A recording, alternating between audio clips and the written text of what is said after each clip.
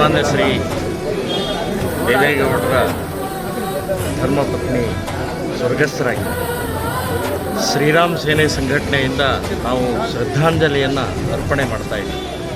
ನಮ್ಮ ರಾಜ್ಯಾಧ್ಯಕ್ಷರು ಉಪಾಧ್ಯಕ್ಷರೆಲ್ಲ ಬಂದಿದ್ದಾರೆ.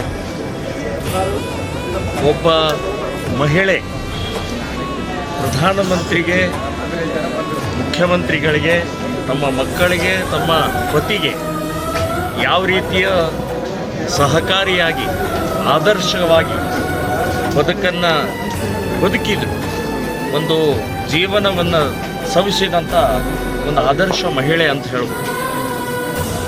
ಸಾಮಾಜಿಕವಾಗಿ, ರಾಜಕೀಯವಾಗಿ